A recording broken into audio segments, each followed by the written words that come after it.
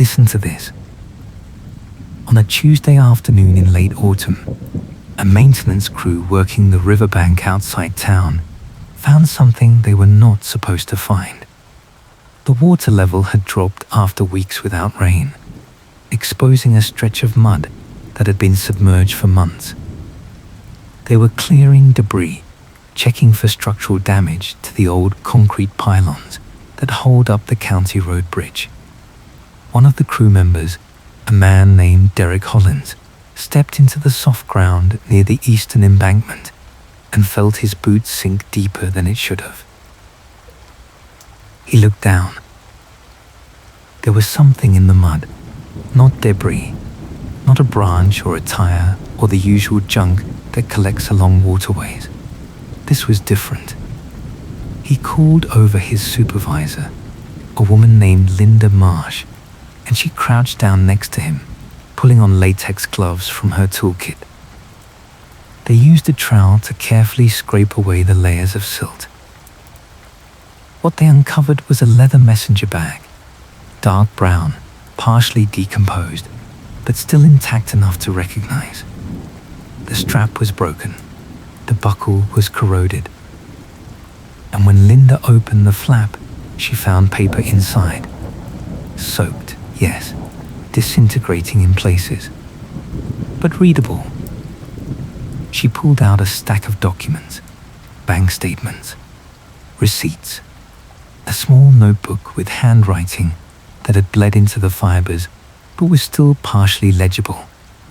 And at the bottom of the bag, wrapped in a plastic sleeve that had somehow stayed sealed, was a single photograph. The photograph showed a man, mid-30s, dark hair, standing in front of a house with white siding and a red door. He was smiling. The photo was dated on the back in pen, June 14th. Linda recognized the man immediately. So did Derek. Everyone in town would have recognized him. His name was Aaron Voss. He had been missing for 7 months. Notice what does not fit. Aaron Voss was reported missing in early April. His car was found abandoned in a grocery store parking lot on the other side of the county. Keys still in the ignition. Wallet on the passenger seat. No signs of struggle. No witnesses. The case went cold within weeks. The prevailing theory was that Aaron had left voluntarily. He had been going through a divorce. His business was struggling. He had debts. The police treated it as a low-priority runaway adult case. But now, his bag was here, in the mud, under the bridge, miles from where his car was found, and the items inside suggested he had not been planning to disappear at all. I arrived 2 days later. My name is not important. What matters is that I have been covering cold cases in this region for the better part of a decade. And when the local sheriff's department issued a brief press statement about the discovery, I made the drive. The town is small. The kind of place where everyone knows everyone, and strangers are noticed. The sheriff's office is a single-story building on Main Street, brick facade, American flag out front, 2 patrol cars parked in the lot. I met with Deputy Chief Monica Aldrin. She was in her late 40s, compact build, short grey hair, sharp eyes. She did not want to talk to me at first. She made that clear. But I had covered a case 3 years prior in a neighboring county that resulted in a conviction, and she remembered. So she gave me 15 minutes. We sat in a small interview room. The fluorescent lights hummed. The air smelled like stale coffee and photocopy toner. I asked her about the bag. She leaned back in her chair and folded her arms. She said the bag had been sent to the state crime lab for analysis. They were waiting on results.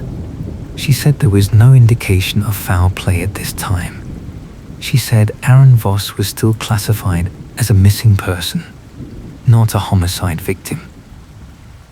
I asked her why the bag would be in the river if Aaron had simply left town. She paused. Then she said, people throw things away. Maybe he dumped it before he left. I asked her why he would throw away his own documents, his own photo, and leave his wallet in his car. She did not answer that. Instead, she stood up and told me the interview was over. She said if I wanted more information, I should submit a formal records request. She opened the door and waited for me to leave. But before I did, I asked her one more question. I asked her if anyone had searched the riverbank area back in April when Aaron first went missing. She looked at me for a long moment. Then she said, we searched all the logical places. I left the building and walked back to my car.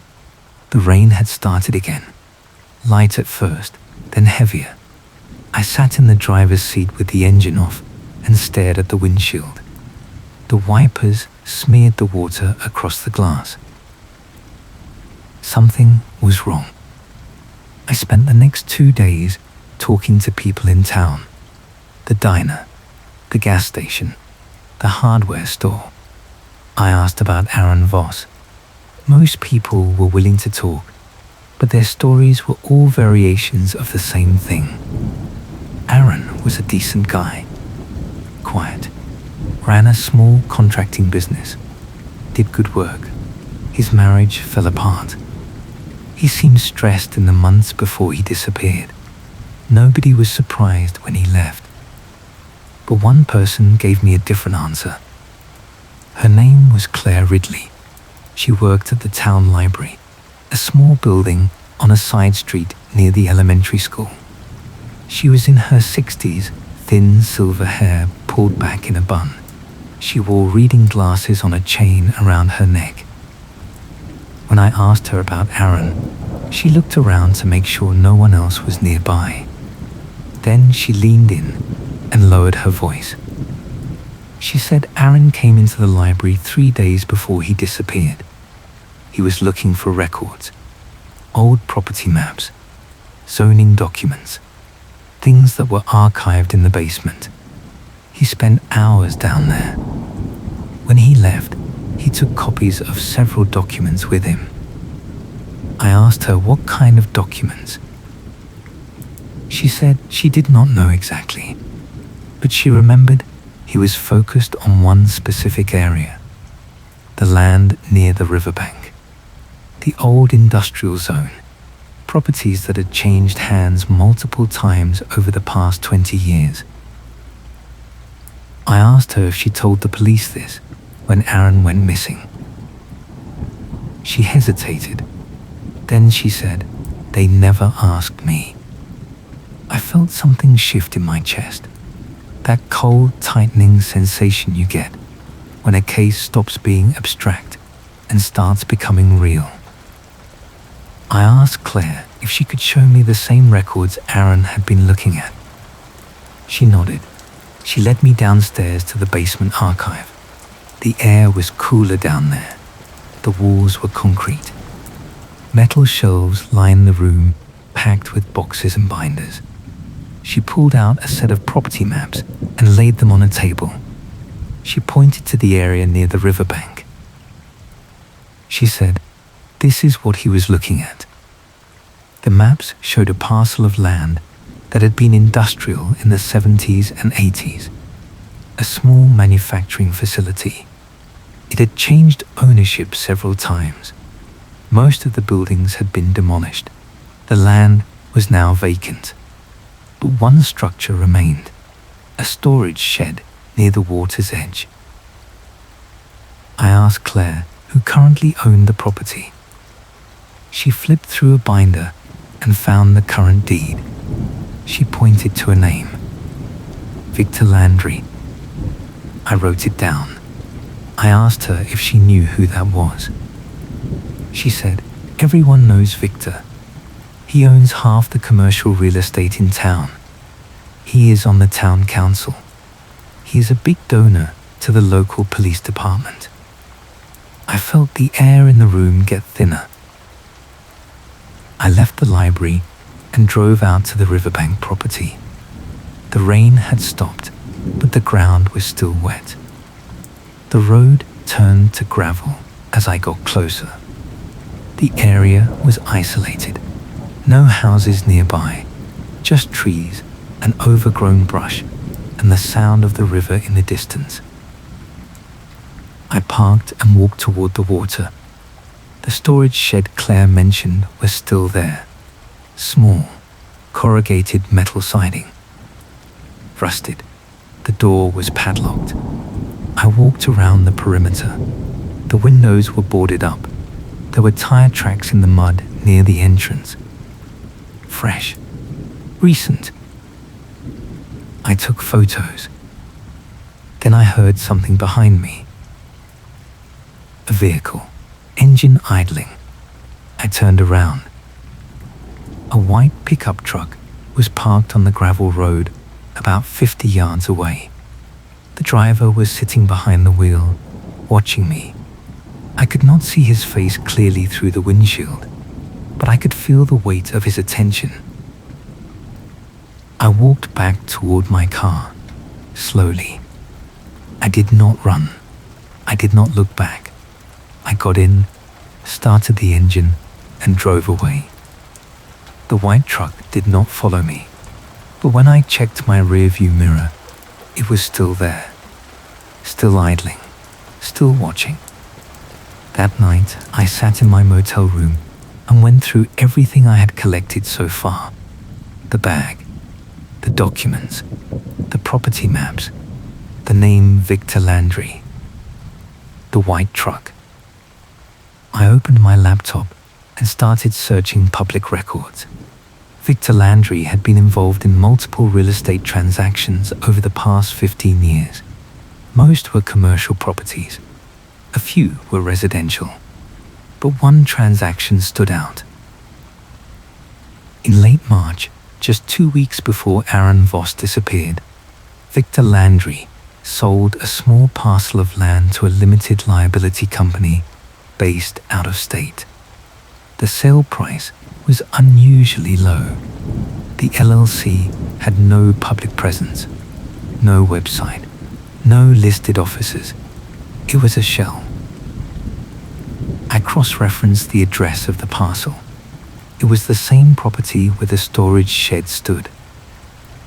The same property Aaron had been researching at the library. I leaned back in the chair and stared at the screen. Aaron Voss had been looking into Victor Landry's land deals, and 3 days later, he disappeared. I tried calling Deputy Chief Audrin. She did not answer. I left a message. I said I had new information and needed to speak with her as soon as possible. I did not mention Victor Landry by name. Not yet. Then I sat in the dark and listened to the rain start again.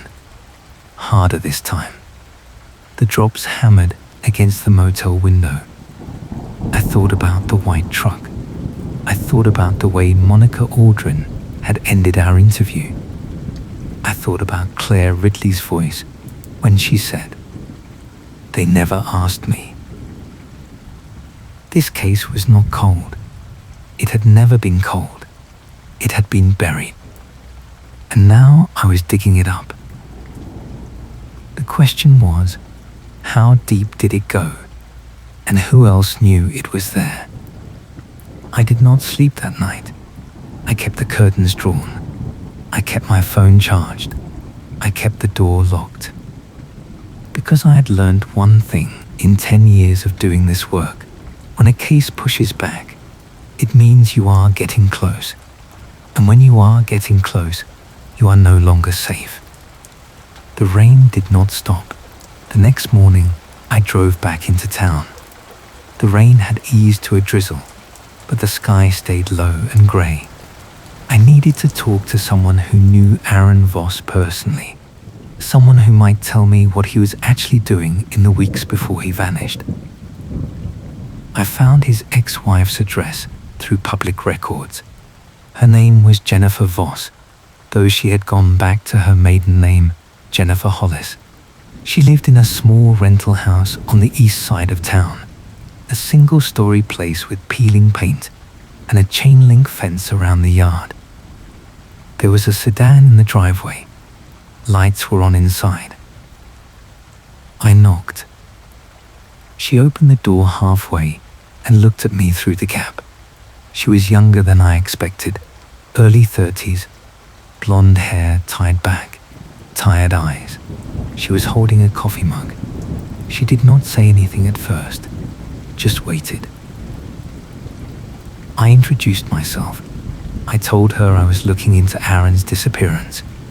I said I had some new information and wanted to ask her a few questions.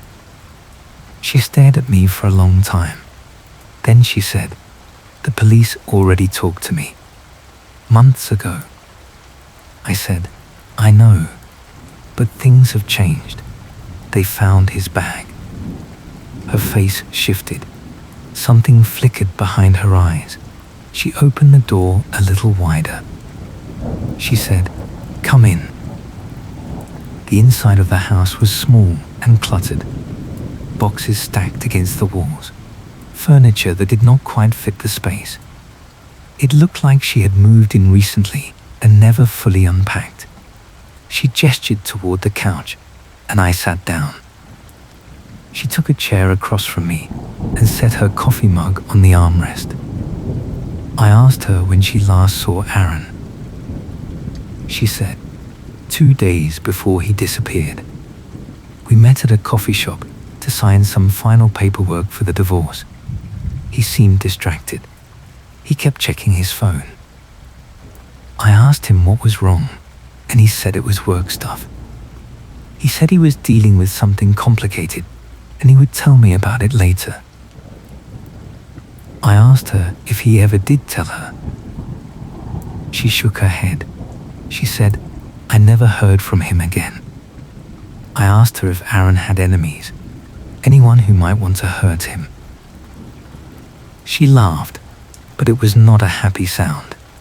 She said, "Aaron did not have enemies. He was boring. He worked too much. He paid his bills. The only reason we got divorced was because he could not let anything go. If something bothered him, he had to fix it. He had to know the truth. It drove me crazy." I leaned forward. I said, "What was bothering him before he disappeared?" She looked down at her hands. She was quiet for a moment. Then she said, "He found something. I do not know what, but about a month before he vanished, he started acting different. He would not talk about work anymore. He stopped answering my calls. When I saw him at the coffee shop, he looked like he had not been sleeping. I asked him if he was in trouble, and he said no, but I did not believe him. I asked her if he mentioned any names, anyone he was dealing with. She hesitated. Then she said, "He mentioned Victor Landry once. He said Victor had hired him for a job a few years back, some kind of renovation work on a property near the river. But Aaron said something was not right about it. He said the job did not make sense." I felt my pulse quicken. I asked her what he meant by that. She said, "I do not know. He would not explain. He just said the numbers did not add up.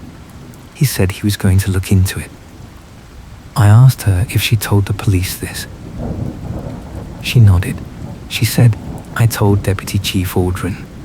She wrote it down. But she never followed up. She never asked me anything else. A few weeks later, she called and said they were closing the case. She said Aaron left on his own and there was no evidence of foul play.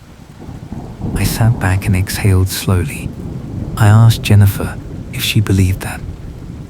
She looked at me with those tired eyes. She said no.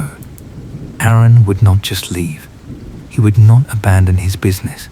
He would not disappear without telling anyone. Something happened to him, and nobody wants to find out what. I thanked her and stood to leave. She walked me to the door. Before I stepped outside, she said, "Be careful. If you are asking questions about Victor Landry, people are going to notice." I asked her what she meant. She said, "Victor runs this town. He has money, he has connections, and he does not like people digging into his business." I nodded. I said, "I will be careful." She closed the door behind me and I walked back to my car. The drizzle had picked up again. I sat in the driver's seat and stared at the windshield. The water pooled and ran in streaks. Jennifer was right. Victor Landry was connected. He was on the town council. He donated to the police department. And Aaron Voss had been looking into one of his properties right before he disappeared. I needed to find out what Aaron had discovered. I drove to the county clerk's office. It was a larger building in the county seat, about 20 minutes away. The clerk's office handled all the public records for the area: property deeds, tax assessments, building permits, zoning changes. If Aaron had been digging into Victor's land deals, this is where he would have started. The clerk on duty was a young woman in her 20s, dark hair, glasses, professional but friendly. I explained what I was looking for. I gave her the parcel number for the riverbank property. She typed it into her system and pulled up the records. The property had a long history. It had been industrial land in the 70s, a small manufacturing plant. The company went bankrupt in the 80s and the land sat vacant for years. In the 90s, Victor Landry purchased it at auction. He held on to it for nearly 20 years without doing anything with it. No development, no construction, just empty land. Then, in late March, he sold it to the out-of-state LLC for a fraction of its assessed value. I asked the clerk if there were any building permits filed for the property during the time Victor owned it. She searched. She found one. A permit filed in 2018 for structural repairs to an existing storage shed. The contractor listed on the permit was Aaron Voss. I felt the air leave my lungs. Aaron had worked on that property. He had been inside that shed. And 4 years later, he started asking questions about it. I asked the clerk if there were any other permits or records associated with the property. She searched again. She said, "There is one more thing. A zoning variance request filed by Victor Landry in 2017. He wanted to reclassify the land from industrial to mixed use. The request was denied by the zoning board. I asked her why it was denied. She pulled up the notes. She said, environmental concerns. The land was flagged for possible contamination. The board required a soil assessment before they would approve any changes, but no assessment was ever filed. I wrote everything down. I asked the clerk if I could get copies of the records. She printed them for me, and I paid the fee. I walked out of the building with a folder full of documents and a sick feeling in my stomach. Victor Landry had owned contaminated land. He had hired Aaron Voss to do work on a storage shed on that land. Years later, Aaron started digging into the property records. And then, Aaron disappeared. The timeline was tightening. I sat in my car in the parking lot and called Monica Aldrin again. This time, she answered. I said I need to talk to you. It is about Aaron Voss and Victor Landry. There was a long pause. Then she said, "Where are you?" I told her I was at the county clerk's office. She said, "Stay there. I will meet you in 20 minutes." She hung up. I waited. The rain came down harder. I watched the entrance to the parking lot. I thought about the white truck from yesterday. I thought about Jennifer's warning. I thought about the way Monica had ended our first conversation. 25 minutes later, a sheriff's department SUV pulled into the lot. Monica got out and walked toward my car. She was wearing a rain jacket. She opened the passenger door and sat down without asking. She said, "What do you have?" I handed her the folder. She flipped through the documents. Her face did not change, but I could see the tension in her jaw. I said, "Aaron Voss worked on Victor Landry's property in 2018. 4 years later, he started researching that same property. 3 days after that, he disappeared. His bag was found in the river right next to that property. You need to look into this." Monica closed the folder and set it on her lap. She looked straight ahead through the windshield. She did not say anything for a long time. Then she said, "You do not understand how this town works." I said, "Then explain it to me." She turned and looked at me. Her eyes were hard. She said, "Victor Landry has been a pillar of this community for 30 years. He employs people. He funds programs. He keeps businesses open. If I start poking around in his affairs without solid evidence, it will not go well for me." I said, "You have evidence. You have Aaron's bag. You have the property connection. You have motive." She shook her head. She said, "I have coincidences. That is not enough to get a warrant. And even if I tried, it would get blocked. Victor has friends in the county prosecutor's office. He has friends on the bench. You think I can just walk up to his door and start asking questions?" I said, "So you are just going to let this go?" She stared at me. She said, "I did not say that." She opened the door and stepped out into the rain. Before she closed it, she said, "Stay away from Victor Landry and do not go back to that property.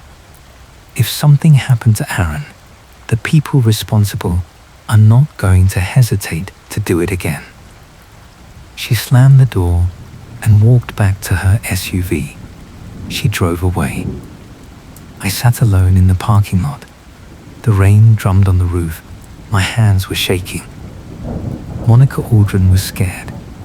And if she was scared, that meant this was bigger than I thought. I drove back to town.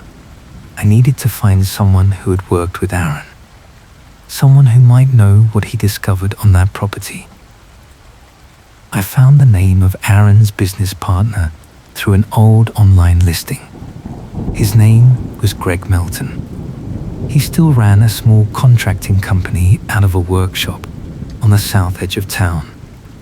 I drove there in the late afternoon.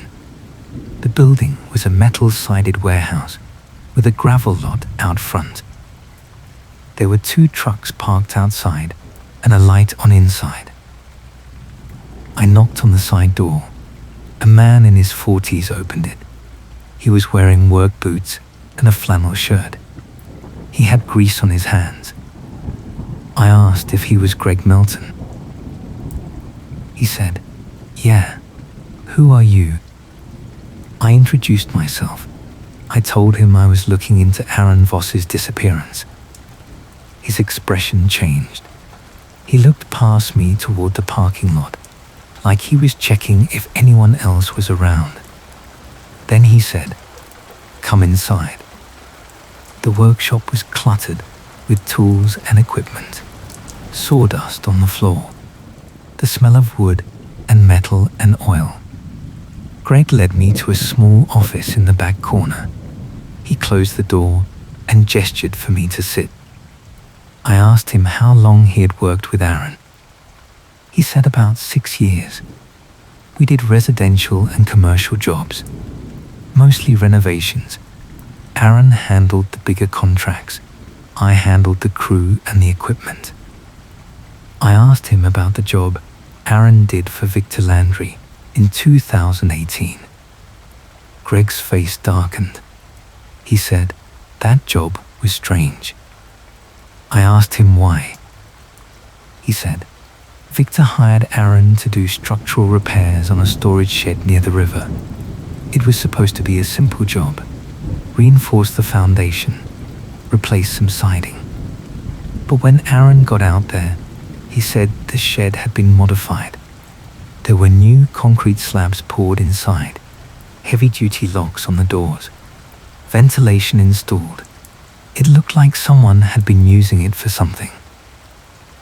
I asked him what Aaron thought it was being used for. Greg shook his head. He said Aaron did not know, but he said it did not feel right. He asked Victor about it, and Victor told him to mind his own business and finish the job. So Aaron did, but it bothered him. I asked Greg if Aaron ever went back to that property. Greg hesitated. Then he said, yeah.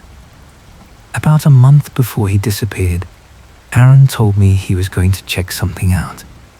He would not tell me what, but I knew he was going back to that shed.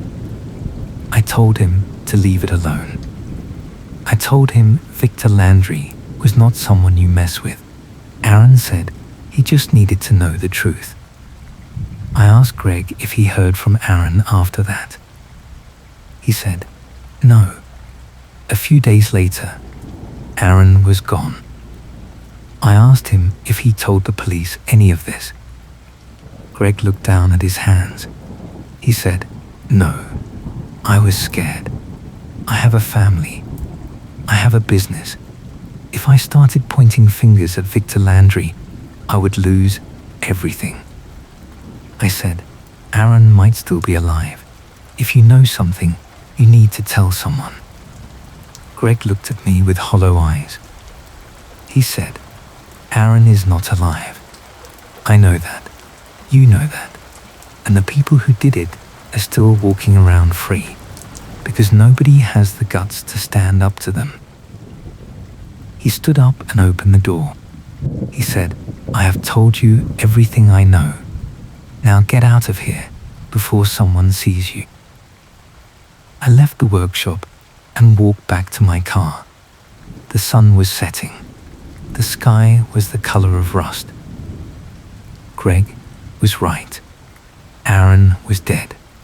And everyone in this town knew who was responsible. They just would not say it out loud. I needed proof. Real evidence. Something that could not be ignored. I decided to go back to the riverbank property. I knew Monica told me not to. I knew it was dangerous, but I also knew that if I did not do it, no one else would. I waited until after dark. I parked my car a half-mile away on a side road and walked the rest of the way. I brought a flashlight, a camera, and a pry bar. The rain had stopped, but the ground was soft and muddy. The air smelled like wet earth and rotting leaves. I reached the property just after 9. The storage shed was dark. No vehicles around. No lights. I approached slowly, staying low. I circled the perimeter. The padlock on the door was heavy duty. I would not be able to break it without tools. But there was a window on the side, boarded up, but the wood was old and rotted. I used the pry bar to pull the boards away. The nails came out easily. I shone my flashlight through the window. Inside, the shed was empty. Concrete floor, metal walls, but there were marks on the floor, dark stains, and along the back wall there were shelves, industrial shelving units. They were empty now, but there were residue marks. Chemical containers had been stored there. I climbed through the window and dropped down inside. The air was cold and damp. I took photos of everything. The stains, the shelves, the ventilation system Greg had mentioned. It was still there, a series of vents running along the ceiling, leading to an exhaust fan mounted in the wall. This was not a storage shed. This was a containment space. Something had been kept here. Something that needed ventilation. Something that left stains. I heard a sound outside. A vehicle engine. Headlights swept across the walls. My heart stopped. I turned off my flashlight and crouched down. The vehicle pulled up close to the shed. The engine cut off. A door opened and closed. Footsteps in the gravel. Someone was walking toward the shed. I moved toward the window. I needed to get out, but before I could climb up, the padlock rattled. Someone was unlocking the door. I pressed myself against the wall and held my breath. The door opened. A beam of light swept the interior. I stayed perfectly still. A voice called out, male, deep. He said, "I know someone is in here." I did not move. I did not breathe. The beam of light moved closer. It landed on the window, on the boards I had pulled away. The voice said, "You should not have come back here." The light moved toward me. I bolted. I ran toward the door and shoved past the man standing there. He grabbed at me, but I twisted away. I hit the ground outside and rolled. I scrambled to my feet and ran. Behind me, I heard him shouting, footsteps pounding. I sprinted into the trees. Branches whipped my face. I kept running. I heard him behind me, crashing through the brush. I reached the road and ran harder. My lungs burned. My legs screamed. I saw my car ahead. I fumbled for my keys. My hands were shaking so hard, I almost dropped them. I got the door open. I jumped in. I started the engine and slammed the gas. The tires spun in the mud before catching. I tore down the road. In the rearview mirror, I saw headlights. The white truck. It was following me. I pushed the accelerator to the floor. The truck stayed behind me. We raced through the dark. I took a sharp turn onto the main highway. The truck followed. I weaved through traffic. I ran a red light. I did not slow down until I reached the edge of town. Finally, the headlights fell back. The truck turned off onto a side road. I kept driving. I did not stop until I reached the motel. I parked and sat in the car with the engine running. My hands were still shaking. My shirt was soaked with sweat. I looked at my phone. I had the photos. I had proof. But I also had a problem. Whoever was in that shed knew I had been there, and they knew what I had seen. I was no longer investigating a cold case. I was a target. I did not go back to the motel that night. I drove 2 towns over and checked into a different place, a roadside inn off the highway where no one knew me. I paid cash. I parked my car behind the building where it could not be seen from the road. I locked the door, pushed a chair under the handle, and sat on the bed with my laptop open. I went through the photos I had taken in the shed. The stains on the concrete floor were distinct, dark, irregular. They looked organic. The shelving units showed residue patterns consistent with liquid storage. The ventilation system was overkill for a simple storage shed. This was a workspace, a place where something hazardous had been processed or contained. I uploaded the photos to a secure cloud drive. Then I sent copies to 3 separate email addresses I kept for backup. If something happened to me, the evidence would still exist. I tried to sleep but could not. Every sound outside made me sit up. Every set of headlights that passed made my chest tighten. I kept thinking about the voice in the shed. The way he said, "You should not have come back here." He thought I had been there before. He thought I was Aaron. By dawn, I had a plan. I needed to get the photos to someone who could analyze them. Someone outside the local jurisdiction. Someone Victor Landry could not touch. I called a contact I had at the state police. Her name was Lieutenant Sarah Graves. We had worked together on a case 2 years prior. She was thorough, and she did not play politics. I told her I had evidence in a missing person case that might be a homicide. I told her I needed her to look at it off the record. She said, "Send it to me." I sent her the photos. She called me back 20 minutes later. She said, "Where did you get these?" I told her everything.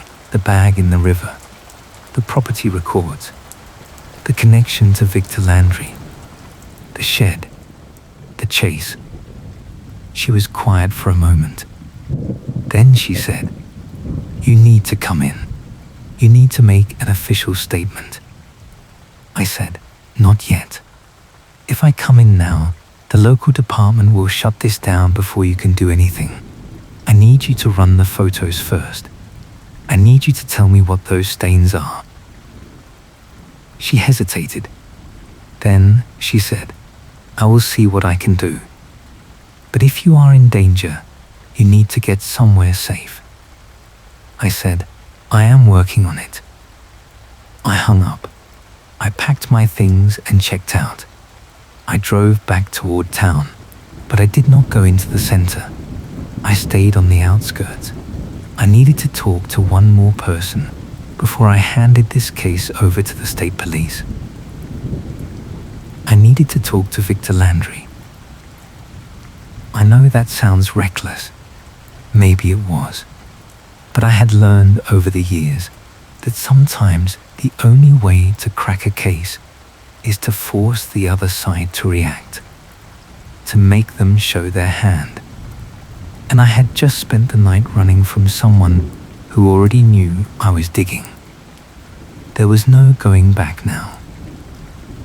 I found Victor Landry's office in a 2-story brick building on the north side of town. The ground floor was a real estate agency. The upper floor was his private office. The building had a small parking lot in back. There were 3 vehicles parked there.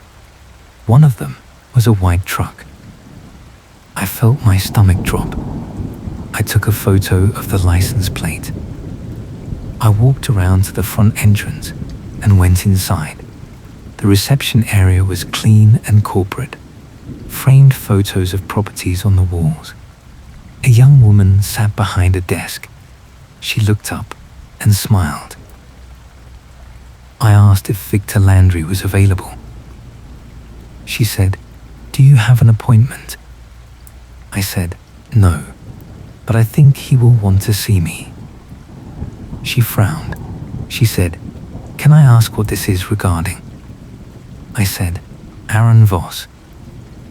Her face changed. The smile disappeared.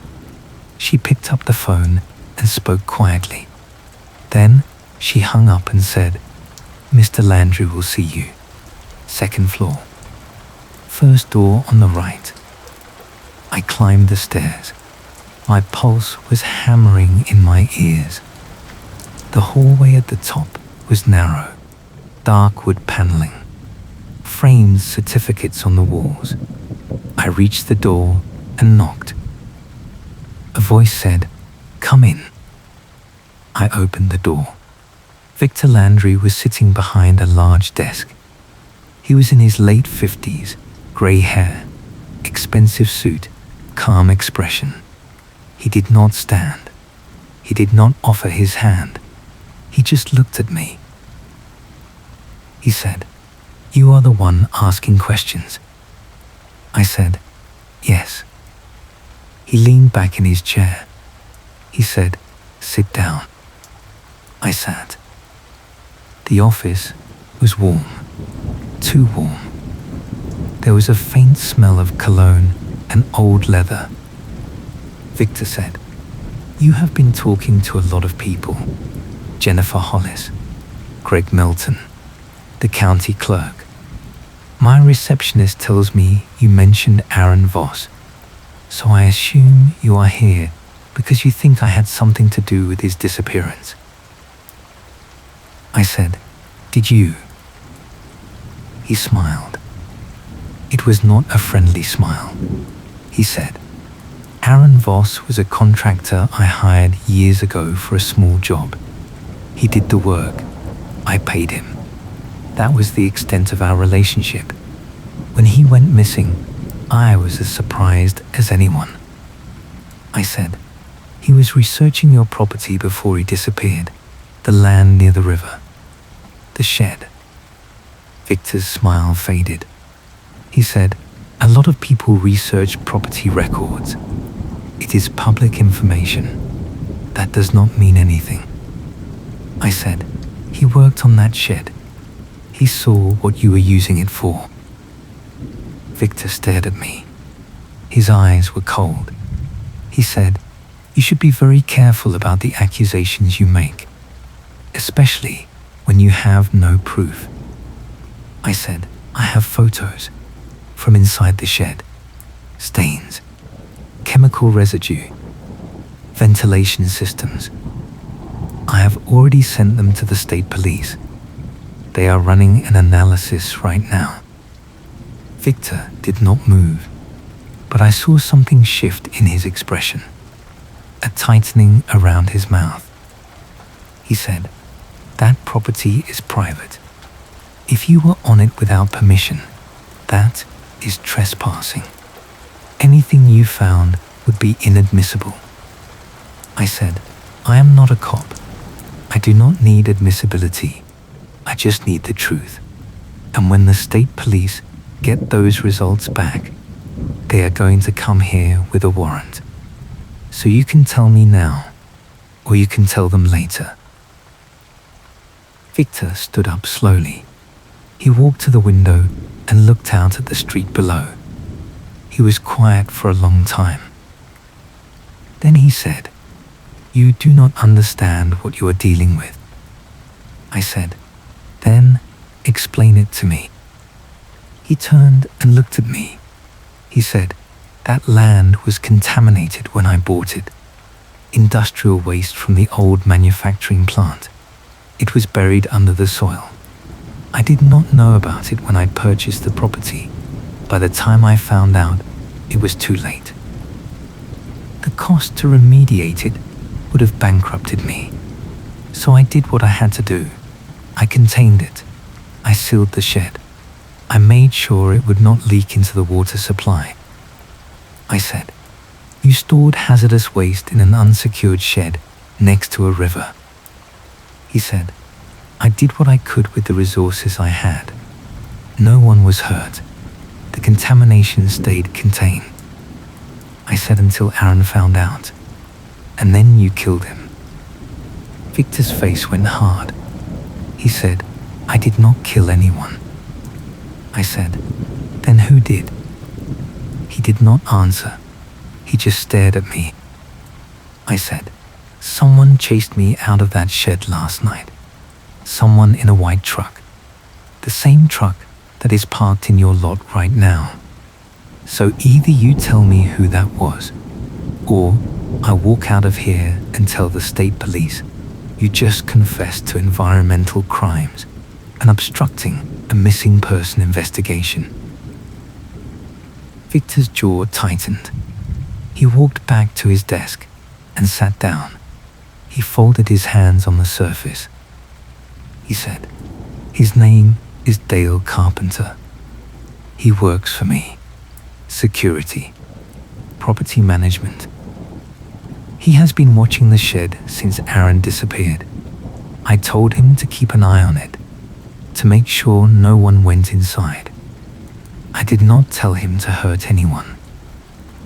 I said, "Why would you need security on an empty shed if there was nothing to hide?" Victor looked down. He said, "Because Aaron is buried there." The room went silent. I felt like all the air had been sucked out. I said, "What?" Victor exhaled slowly. He said, "Aaron came to me 4 months before he disappeared. He said he had been going through old permits and he found discrepancies. He figured out the shed had been used to store contaminated material. He said he was going to report it to the EPA unless I paid him to stay quiet." I said, "So you killed him?" Victor shook his head. He said, "No. I told him I would pay. I agreed to everything he asked. But Dale found out. Dale thought Aaron was going to ruin everything. He thought Aaron would bring investigators and they would find out about the waste and I would lose everything. So Dale took care of it." I felt my hands go numb. I said, "Took care of it how?" Victor said, "He followed Aaron the night he disappeared. He ran him off the road. He killed him. And then he buried him under the concrete floor in the shed. The same floor you were standing on last night." I could barely breathe. I said, "And you let him?" Victor looked at me with empty eyes. He said, "By the time I found out, it was already done. What was I supposed to do? Turn him in. Turn myself in. I had spent 30 years building this business. I was not going to throw it away for one mistake." I stood up. My legs felt weak. I said, "Aaron Voss was not a mistake. He was a person, and you let someone murder him and bury him like he was nothing." Victor did not respond. He just sat there. I walked to the door. I turned back and said, "The state police will be here soon. If you have any sense, you will call a lawyer." I left the office and walked down the stairs. My hands were shaking. I pushed through the front door and stepped outside. The air was cold. The sky was grey. I got in my car and drove straight to the sheriff's department. I walked in and told the officer at the front desk I needed to speak to Deputy Chief Aldrin immediately. He made a call. A few minutes later, Monica came out. She took one look at my face and said, "What happened?" I said, "Victor Landry just confessed. Aaron Voss is buried under the shed. Dale Carpenter killed him." Monica's face went white. She said, "Come with me." She led me to the same interview room we had sat in days before. She closed the door. She said, "Tell me everything." I did. I told her about the shed, the photos, the confrontation with Victor, his confession, Dale Carpenter. Monica sat down heavily in a chair. She said, "Do you have any of this recorded?" I said, "No, but the state police have the photos. Lieutenant Sarah Graves. She is running analysis on the stains right now." Monica rubbed her face. She said, "If what you are saying is true, we have a homicide. And the primary suspect works for one of the most powerful men in this county." I said, "You need to arrest him. Now, before he runs." Monica stood up. She said, "I need to call the prosecutor. We need a warrant. We need to do this right, or it falls apart." She left the room. I sat alone and waited. 20 minutes later, she came back. She said, "We have a warrant for Dale Carpenter. We are executing it now. The state police are sending a forensic team to the shed. If Aaron is buried there, we will find him." I said, "What about Victor Landry?" Monica said, "We will get to him. But right now, we need to secure Carpenter before he disappears." I nodded. Monica said, "You need to stay here. Do not leave the building. If Carpenter finds out we are coming for him, you could be in danger." I said, "Understood." Monica left again. I sat in the interview room and waited. The fluorescent lights hummed. The clock on the wall ticked. I felt exhausted, hollow, but also something else, relief. Because after days of wars and silence and dead ends, the case was finally breaking open. 2 hours later, Monica came back. Her face was grim. She said, "We found Carpenter. He was at his house. He tried to run. We brought him in. He is not talking." He lawyered up immediately. I said, "What about the shed?" Monica said, "The forensic team is there now. They are using ground-penetrating radar. If there is a body under that concrete, they will find it." I said, "How long will that take?" She said, "A few hours, maybe more." I leaned back in my chair and closed my eyes. I said, "It is there. I know it is." Monica said, "I believe you." She left me alone again. I sat in the interview room and waited. The sun set outside. The building went quiet. I thought about Aaron Voss. I thought about the last moments of his life. I thought about the people who let it happen. At 9:30, Monica came back. Her face was different this time. Softer, sadder. She said, "We found him. He is there, under the floor, just like Landry said." I felt something break open in my chest. Not triumph, not relief, just sadness, heavy and cold. I said, "What happens now?" Monica said, "We are charging Dale Carpenter with first-degree murder. We are charging Victor Landry as an accessory after the fact. The state police are taking over the investigation. This is bigger than us now." I nodded. I said, "Thank you for believing me." Monica looked at me. She said, "I should have believed you sooner. I should have pushed harder when Aaron first disappeared. Maybe if I had, we could have stopped this." I said, "You were scared. I understand that." She said, "Being scared is not an excuse. Not when someone is dead." She left the room. I sat there for a while longer.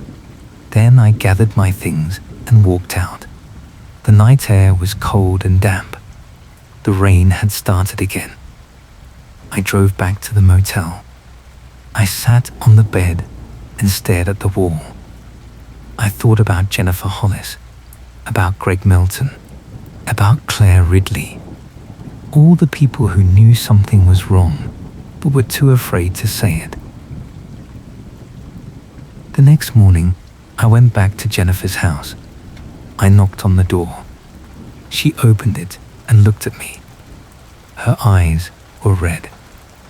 She said, "I heard. They found him." I nodded. I said, "I am sorry." She shook her head. She said, "Do not be sorry. You did what no one else would. You found the truth." She stepped aside and I came in. We sat in her living room. She made coffee. We did not talk much. We just sat there in the quiet. After a while, she said, "What happens to Victor and Dale now?" I said they will go to trial. The evidence is solid. The state police have the body. They have Victor's confession. They have the forensic analysis from the shed. They will both go to prison. Jennifer nodded. She said, "Good." I finished my coffee and stood to leave. She walked me to the door. Before I left, she said, "Thank you for not giving up on him." I said, "He deserved the truth. Everyone does." I drove out of town that afternoon. I did not look back. I had done what I came to do. The case was solved. Aaron Voss had been found. Justice, slow and broken as it was, would follow. But as I drove, I kept thinking about the shed, about the contaminated land, about the way Victor Landry had looked at me when he said, "You do not understand what you are dealing with." Because the truth was, I did understand. I understood that this was not just about one murder. It was about a system. A town where money bought silence, where fear kept people quiet, where a man like Victor Landry could bury his mistakes, literal and otherwise, and no one would question it. Until someone did. I thought about all the other small towns I had visited over the years, all the other cold cases, all the other people who had disappeared or died or been forgotten because no one wanted to look too closely, because the people responsible had connections, had power, had friends in the right places. And I thought about how many of those cases were still out there, still unsolved, still waiting for someone to care enough to dig. The rain followed me all the way to the state line. I crossed over and kept driving. Somewhere behind me, the forensic team was still working in the shed. Somewhere, Dale Carpenter was sitting in a cell. Somewhere, Victor Landry was realizing his life was over. And somewhere, in a house with peeling paint and a chain-link fence, Jennifer Hollis was finally able to grieve. I stayed in the area for another week. Not in the same town, but close enough to monitor what was happening. I rented a small cabin about 40 minutes away, near a lake that was quiet this time of year. I needed the distance. I needed space to think. The story broke 2 days after they recovered Aaron's body. Local news first, then regional, then national. The headlines were predictable. Small town murder. Real estate mogul charged. Contractor buried under own work site. The details were sanitized for mass consumption, but the core facts were there. Aaron Voss had been killed. His body had been concealed. 2 men were in custody. I watched the coverage from the cabin. I did not give interviews. I did not want my name attached to this. That was not why I did the work. I had learned a long time ago that the story was never about the person who found the truth. It was about the person who had been silenced. Lieutenant Sarah Graves called me on the 3rd day. She said the forensic analysis had come back. The stains in the shed were blood. Aaron's blood. The DNA was a match. The concrete floor had been poured in early April, just days after Aaron disappeared. Ground-penetrating radar showed the body had been placed in a shallow grave, then covered with a layer of fresh concrete. She said it was premeditated. Carpenter had the materials ready. He knew what he was going to do. I asked her about Victor Landry's involvement. She said, Landry is claiming he did not know about the murder until after it happened. He says Carpenter acted alone. But we have evidence that Landry helped cover it up. He paid for the concrete. He filed false permits to make the work look legitimate. He threatened witnesses who asked questions. We are building a case for accessory after the fact, obstruction, and conspiracy. I asked if that would be enough to convict him. She said it should be, but you know how this works. Landry has money. He has lawyers. He is going to fight this. I said, what about Carpenter? She said, Carpenter is not talking. His lawyer filed a motion to suppress evidence, claiming the search was illegal. It will not work, but it will slow things down. We are looking at months before this goes to trial. I thanked her and hung up. I sat on the porch of the cabin and watched the lake. The water was dark and still. The trees around the shoreline were bare. It was the kind of place where you could forget the rest of the world existed. But I could not forget. I kept thinking about the timeline, about how many people had known something was wrong and had done nothing, about how close this case had come to staying buried forever. On the 5th day, I got a call from an unknown number. I almost did not answer, but something made me pick up. A voice said, "Is this the person who has been asking about Aaron Voss?" I said, "Who is this?" The voice said, "My name is Richard Tallow. I used to work for Victor Landry. I need to talk to you." I felt my pulse quicken. I said, "About what?" He said, "About the shed. About what was really going on there. Can we meet?" I hesitated. I said, "Where?" He gave me the name of a diner in a town 20 minutes away. He said, 1 hour. Come alone." He hung up. I sat there with the phone in my hand. Every instinct told me not to go. This could be a setup. This could be dangerous. But I also knew that if Richard Tallow had information, I needed to hear it. I drove to the diner. It was a small place on the edge of a highway, the kind with vinyl booths and laminated menus. I parked and went inside. There were only a few customers.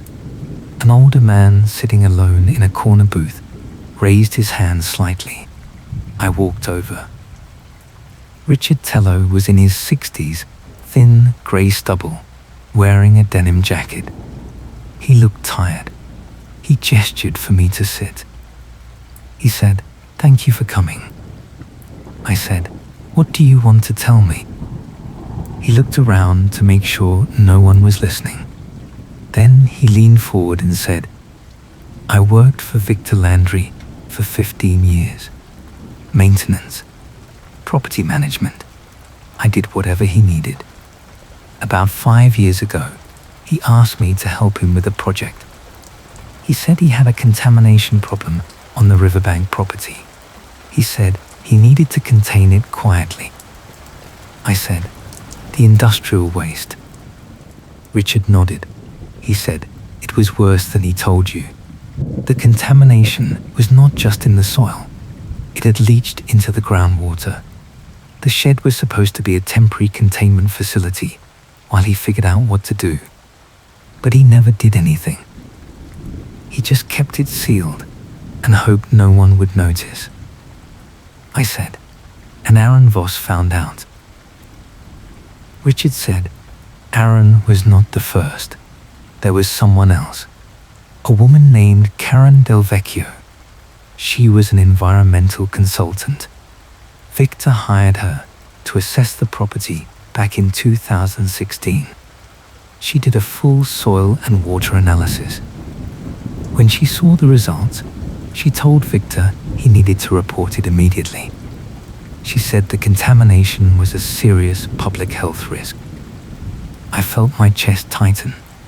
I said, "What happened to her?" Richard looked down at his hands. he said.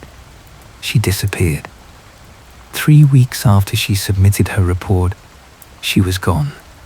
Her car was found at a rest stop off the interstate. No sign of her, no witnesses. The case went cold. I said, "Did Victor have her killed?" Richard said, "I do not know.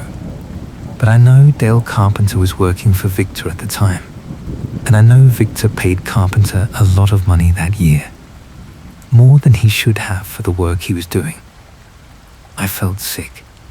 I said, "You think Carpenter killed her too?" Richard said, "I think it is possible. And I think if you dig into it, you will find the same pattern. Victor Landry has been covering up that contamination for years, and anyone who threatened to expose it ended up gone."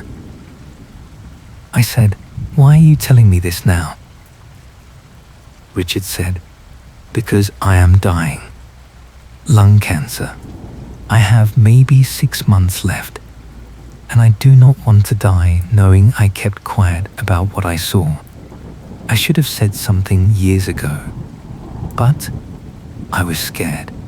Victor has a way of making people disappear. I did not want to be next." I said, "Will you testify?" He hesitated. Then he said, "Yes. If it helps put Victor away, I will testify." I took out my phone. I said, "I need to record this. Everything you just told me. Are you okay with that?" He nodded. I started recording.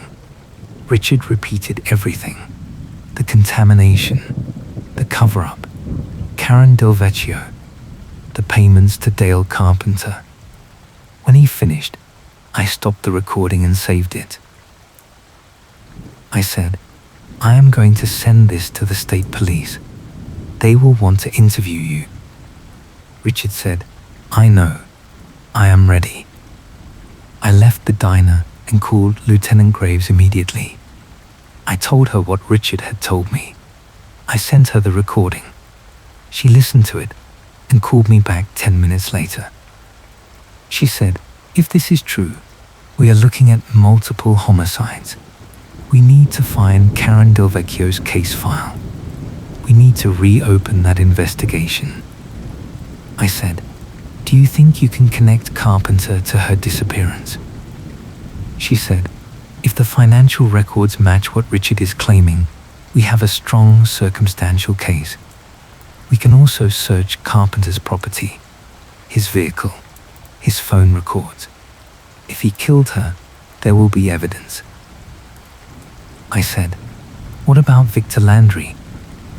She said, "If we can prove he knew about Karen's death and covered it up, we can charge him with additional counts of accessory and conspiracy." This just got a lot bigger.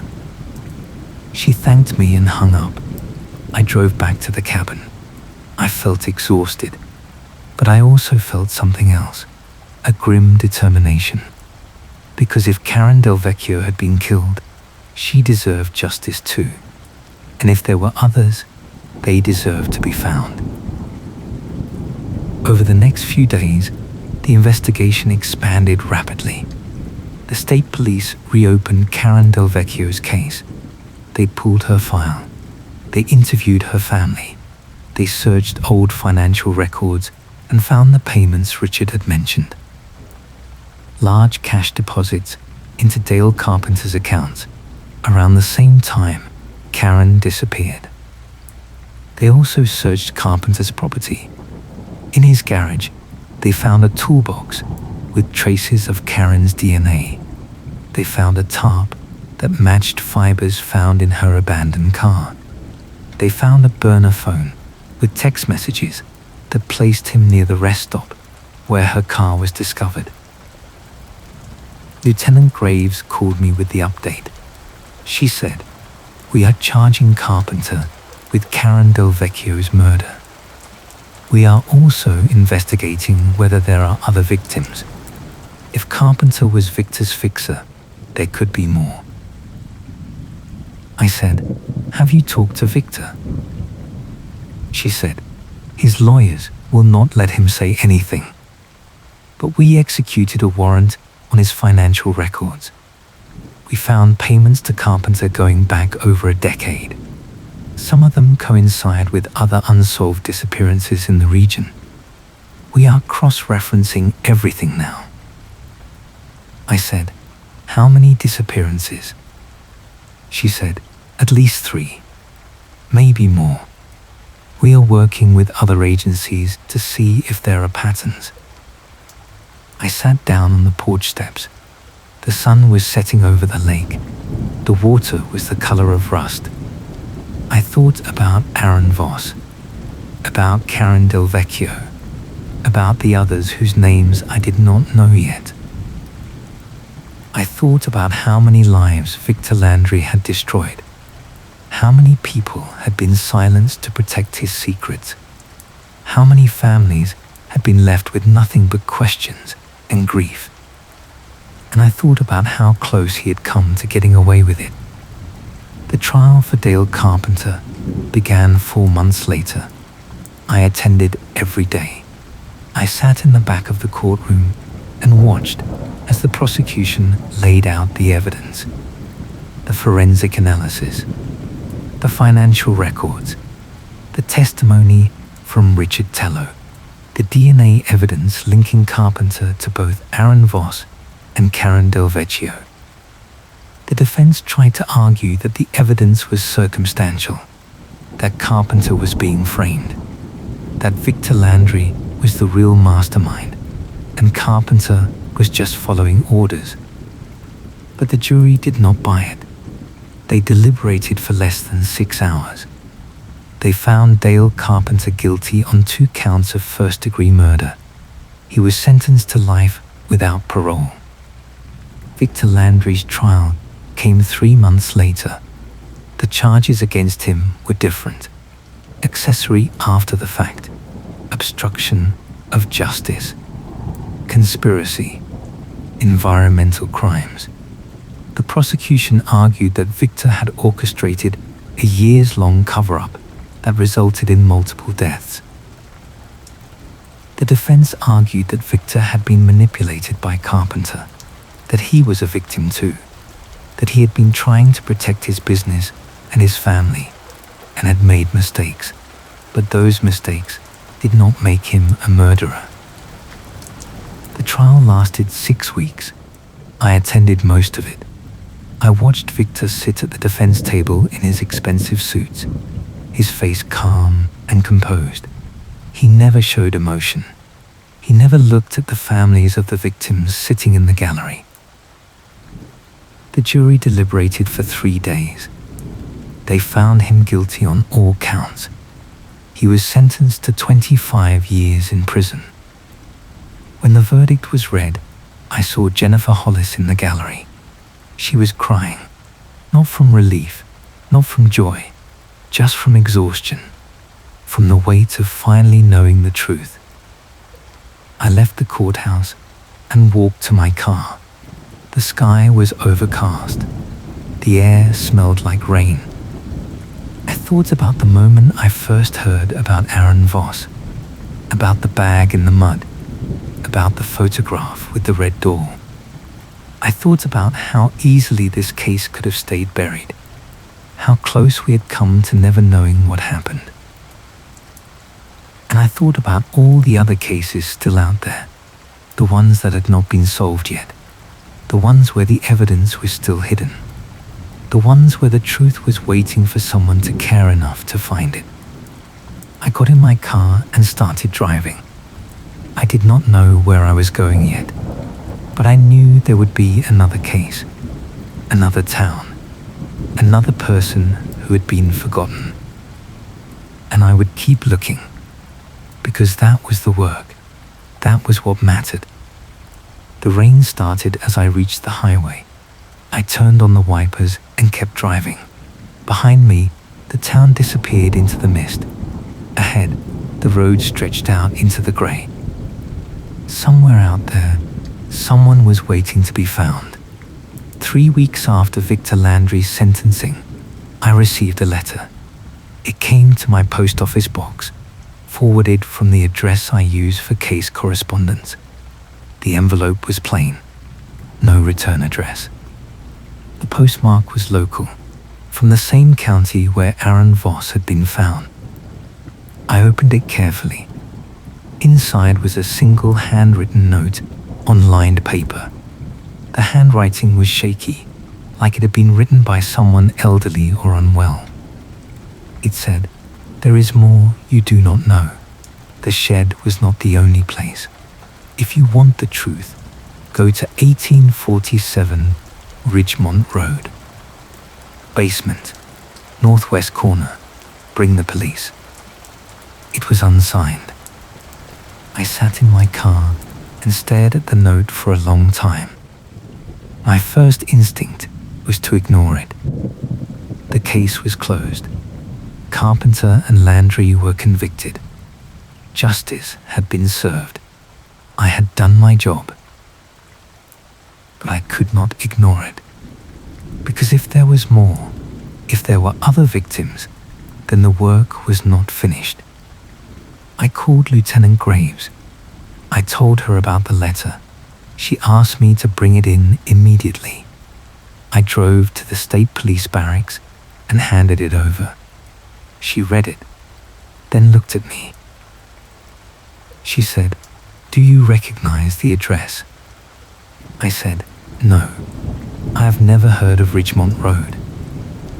She pulled up a database on her computer and searched. She said, "It is a residential property about 15 miles outside of town, owned by a man named Frank Howell. He is 73 years old. No criminal record. He has lived there for 40 years." I said, "Does he have any connection to Victor Landry?" She searched again. She said, "Not that I can see. No business ties. No shared properties. Nothing obvious." I said, "So why would someone send me this?" She said, "I do not know, but we need to check it out. If there is something in that basement, we need to find it." She made some calls. Within an hour, she had assembled a small team. 2 detectives, a forensic technician, a canine unit trained in cadaver detection. We drove out to the property together. Ridgemont Road was rural, narrow and winding, lined with trees. The houses were spread far apart. Frank Howell's property was at the end of a gravel driveway. A small 1-story ranch house with faded siding and an overgrown yard. There was a truck parked out front. Lights were on inside. Lieutenant Graves knocked on the door. We waited. A few moments later, the door opened. Frank Howell stood there. He was tall, thin, stooped with age. He had white hair and thick glasses. He looked at the uniforms, and his face went pale. Graves identified herself. She said, "Mr. Howell, we need to ask you some questions. May we come in?" He hesitated. Then he nodded and stepped aside. We entered. The house was cluttered but clean. Old furniture, stacks of newspapers, the smell of coffee and dust. Graves said, "Mr. Howell, we received information that there may be evidence of a crime on your property, specifically in your basement. Do you have a basement?" Frank's hands started to shake. He said, "Yes, but I do not go down there much anymore. My knees." Graves said, "We have a warrant to search the premises. We would like your cooperation." Frank looked at her, then at me, then at the other officers. He said, "What are you looking for?" Graves said, "We will know when we find it." Frank nodded slowly. He pointed toward a door in the hallway. He said, "The basement stairs are through there." Graves gestured to the team. 2 officers went to the door and opened it. A set of wooden stairs led down into darkness. One of them flicked a light switch. A single bulb came on at the bottom. The canine handler brought the dog to the top of the stairs. The dog sniffed the air, then started down. We followed. The basement was unfinished. Concrete floor, cinder block walls, low ceiling. It smelled like damp earth and mildew. There were boxes stacked along the walls, old tools, a workbench, a water heater in the corner. The dog moved toward the northwest corner, just like the letter had said. It stopped and sat down. The handler looked at Graves and nodded. Graves said, "We have a hit." The forensic technician stepped forward with a ground-penetrating radar unit. He scanned the area. After a few minutes, he said, "There is something under the floor. Approximately 3 feet down. Irregular shape, consistent with a void or buried object." Graves looked at me. Then she looked at Frank Howell, who had followed us down the stairs. She said, "Mr. Howell, do you know what is buried in your basement?" Frank stared at the corner. His face was grey. He said, "I did not put it there." Graves said, "Then who did?" Frank was quiet for a long time. Then he said, "My brother, Carl. He died 8 years ago."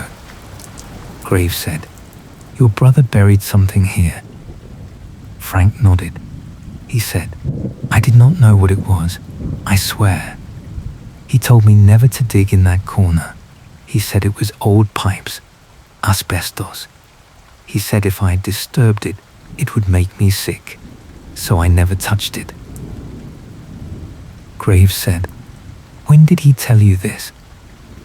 Frank said, 20 years ago, maybe more. He lived here with me for a while. He had problems, drinking, gambling. He got in trouble. I let him stay here to help him out. But he was always secretive, always doing things I did not understand. Graves said, "Did your brother know Victor Landry?" Frank looked at her. He said, "Yes. Carl did work for Victor sometimes. Odd jobs. Security. I do not know all the details. Carl did not talk about it." Graves turned to the forensic tech. She said, "We need to excavate. Carefully."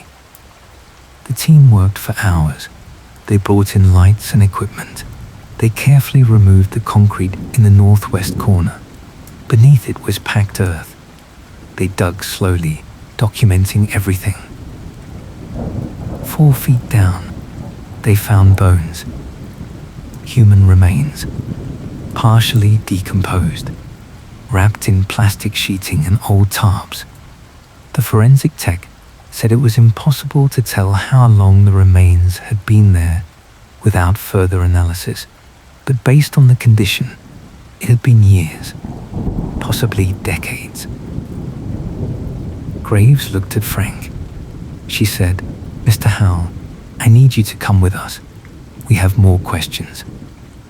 Frank did not resist. He looked broken. He said, "I did not know. I swear I did not know." They took him to the station. I stayed behind and watched the excavation. The forensic team worked into the night.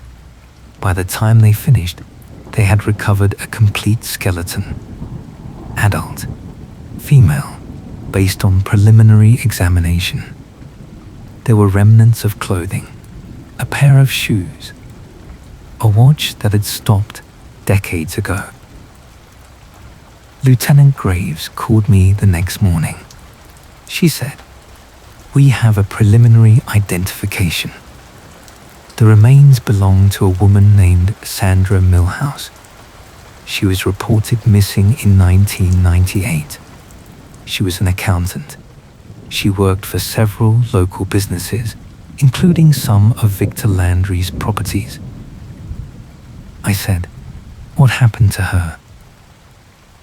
Graves said, according to the old case file, Sandra was last seen leaving her office late one night.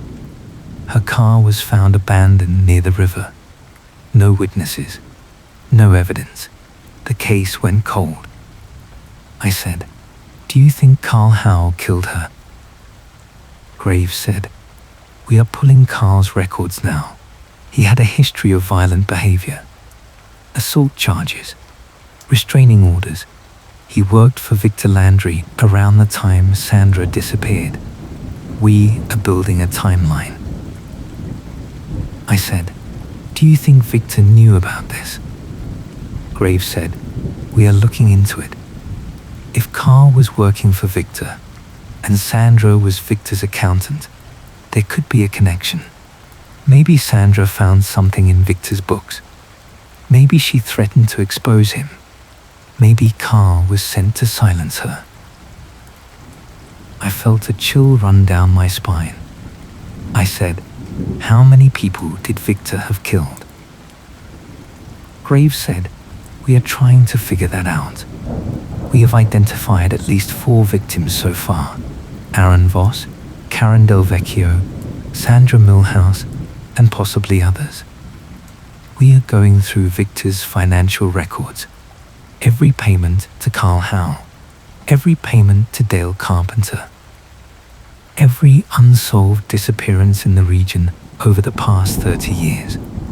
This is going to take time.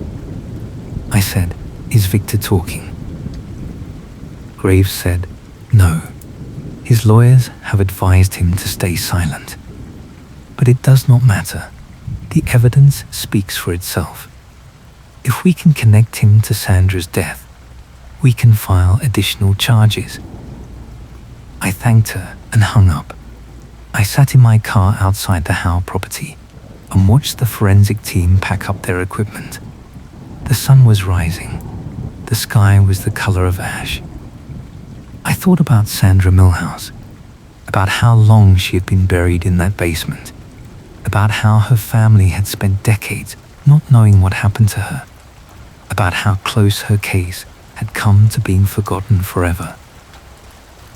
And I thought about the letter, the anonymous note that had led us here. Someone had known. Someone had been carrying that secret for years, and finally they had decided to tell.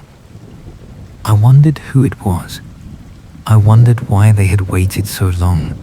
I wondered if they were relieved or if they were terrified of what would happen next.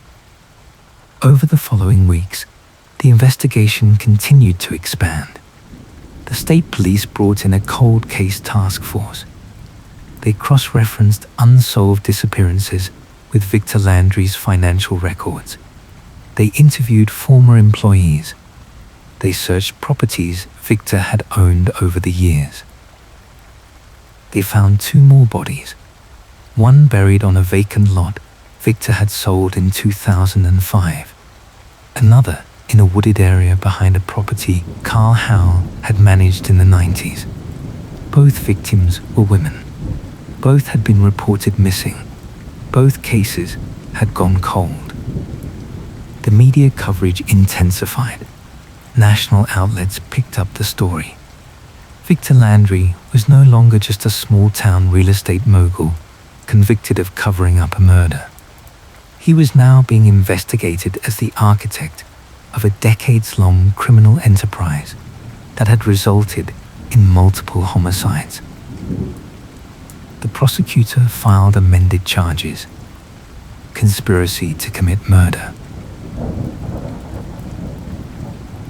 racketeering, witness tampering. If convicted on the new charges, Victor would spend the rest of his life in prison. I attended the preliminary hearings. I watched as the prosecution laid out the evidence, the financial records, the forensic analysis, the testimony from former employees who described a culture of fear and intimidation. Victor sat at the defense table, stone-faced, but I could see the cracks forming. He was no longer the confident businessman who had smiled at me in his office. He was a man watching his entire world collapse. The defense tried to argue that Victor had been manipulated by Carl Howell and Dale Carpenter, that he was a victim of their violence, not the cause of it. But the prosecution had receipts, literal receipts, payments, instructions, encrypted messages recovered from old hard drives. Victor had ordered the killings. He had paid for them. He had covered them up. The judge denied bail. Victor was remanded to custody pending trial. As they led him out of the courtroom, he looked at me, just for a moment. His eyes were empty. I left the courthouse and walked to my car. The air was cold. Winter was coming. The trees were bare. The sky was heavy with clouds. I thought about all the people who had been silenced. Aaron Voss, Karen Del Vecchio, Sandra Milhouse, the others whose names I now knew. I thought about their families, about the years they had spent not knowing, about the relief and the pain of finally learning the truth. And I thought about the people who had helped Victor, the ones who had looked the other way, the ones who had taken his money and kept their mouths shut, the ones who had enabled a killer because it was easier than standing up to him. Some of them would face charges too, conspiracy, obstruction, but most of them would walk away. They would move to other towns, change their names, start over, and no one would ever know what they had done. That was the part that haunted me the most. Not the killers, not the masterminds, but the enablers, the ones who made it possible, the ones who chose silence over truth. I started the engine and pulled out of the parking lot. I did not know where I was going yet, but I knew I would keep doing this work. I would keep looking for the missing. I would keep asking the questions no one else wanted to ask. Because if I did not, who would? A week later, I received another letter. Same post office box, same plain envelope, same local postmark. Inside was a single sentence: "Thank you for finding her. She was my sister." It was unsigned. I sat in my car and read it 3 times. I felt something loosen in my chest.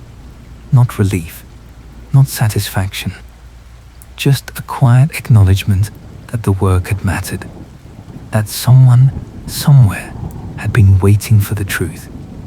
And now, they had it. I folded the letter and put it in my pocket. I started the car and drove out of town. The road stretched ahead, empty and grey. The rain had started again. It always did. But I kept driving, because there would be another case, another town, another person waiting to be found. And I would be there. The second trial for Victor Landry began in late winter. The courtroom was packed. Families of the victims filled the gallery. Reporters lined the back rows. I sat near the middle, notebook in hand, watching as the prosecution built their case piece by piece. The lead prosecutor was a woman named Elizabeth Chen. She was methodical, relentless. She walked the jury through 30 years of Victor Landry's business dealings, highlighting every suspicious transaction, every unexplained payment, every property where a body had been found. She showed them the financial records, payments to Carl Howell and Dale Carpenter that coincided exactly with the disappearances of Sandra Milhouse, Karen Del Vecchio, and 3 other victims whose remains had been recovered in the months following the initial discoveries. She showed them encrypted emails recovered from Victor's office computer, messages that referenced problems that needed to be handled, loose ends that needed to be tied up. She brought in witnesses, former employees who described Victor's temper, his paranoia, his obsession with controlling information. A retired bookkeeper who testified that Victor had ordered her to destroy financial records in 2003. A construction foreman who said Victor had personally supervised the pouring of concrete at multiple sites where bodies were later found. The defense tried to counter. They argued that the evidence was circumstantial, that the emails were vague and could refer to anything, that the payments to Carpenter and Howell were legitimate business expenses, that Victor was a businessman, not a murderer, and that he had been betrayed by the men he trusted. But the prosecution had more. They had forensic evidence linking Victor's personal vehicle to one of the burial sites.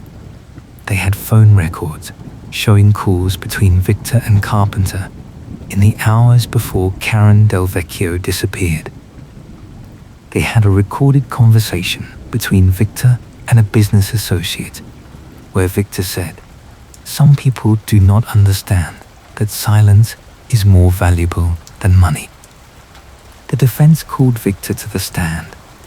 It was a risk, but they had no choice. The evidence was overwhelming. They needed him to explain, to humanize himself, to convince the jury that he was not the monster the prosecution made him out to be. Victor took the stand in a dark suit, his hair grayer than it had been months before. He looked older, tired, but when he spoke, his voice was steady. His lawyer asked him about the payments to Carpenter and Howell. Victor said they were security consultants. He said they handled property management, maintenance, and occasional personal security when he received threats from disgruntled tenants or business rivals. His lawyer asked about the encrypted messages. Victor said they referred to business problems, legal disputes, zoning issues, nothing more. His lawyer asked if he had ever ordered anyone to be killed. Victor looked directly at the jury and said, "No, I have never hurt anyone. I have made mistakes. I have trusted the wrong people. But I am not a murderer." Then Elizabeth Chen stood up for cross-examination. She asked Victor about Sandra Milhouse. She asked if he remembered her. Victor said yes. She was an accountant he had hired in the 90s. She asked why Sandra had been fired. Victor said she had made errors in the books. She asked if Sandra had discovered irregularities in his financial records. Victor said no. Chen pulled out a document. She said, "This is a letter Sandra Milhouse wrote to the state tax authority 3 weeks before she disappeared. In it, she alleges that you were underreporting income and hiding assets. Did you know about this letter?" Victor hesitated. He said, "No." Chen said, "You are under oath, Mr. Landry. Did you know Sandra Milhouse was planning to report you to the authorities?" Victor said, "I may have heard something. I do not remember." Chen said, "You do not remember, but you do remember firing her 2 weeks before she vanished. You do remember paying Carl Howell $5,000 in cash the same week she disappeared. You do remember that her body was found buried on a property you owned." Victor's lawyer objected. The judge sustained it. But the damage was done. The jury had seen Victor stumble. They had seen the cracks in his story. Chen continued. She asked about Karen Del Vecchio, about the environmental report, about the contamination Victor had hidden, about the payments to Dale Carpenter, about the shed where Aaron Voss was buried. Victor tried to stay calm. He tried to maintain his composure. But Chen was relentless. She pressed him on every inconsistency, every contradiction, every lie. By the time Chen finished, Victor looked defeated. His lawyer tried to redirect, tried to rehabilitate him, but it was too late. The jury had made up their minds. The trial lasted 7 weeks. The jury deliberated for 4 days. When they returned, the courtroom was silent. The foreman stood. The judge asked for the verdict. Guilty, on all counts. Conspiracy to commit murder. Multiple counts of accessory to murder, obstruction of justice, witness tampering, racketeering. Victor Landry showed no emotion. He just stared straight ahead as the verdicts were read. When the judge asked if he had anything to say before sentencing, he stood. He said, "I am not the man you think I am. I made choices to protect my business, to protect my family. I trusted people who betrayed me. I am not a killer. History will remember that." The judge looked at him. She said, "Mr. Landry, history will remember the people you silenced, the families you destroyed, the lives you stole. You will spend the rest of your life in prison. That is what history will remember." She sentenced him to 6 consecutive life terms without the possibility of parole. Victor was led out of the courtroom in handcuffs. I watched him go. The families in the gallery were crying, some from relief, some from grief, some from exhaustion. I left the courthouse and stood outside in the cold. The sky was grey. The wind was sharp. I thought about all the work that had gone into this moment, all the hours, all the interviews, all the evidence collected and analyzed. And I thought about how easily it could have been different, how easily Victor could have gotten away with it, how many systems had failed before someone finally listened. I walked to my car and sat inside. I did not start the engine. I just sat there in the silence. My phone rang. It was Lieutenant Graves. She said, "Are you still in town?" I said, "Yes." She said, "Can you come to the station? There is something I need to show you." I drove to the state police barracks. Graves met me at the entrance and led me to a conference room.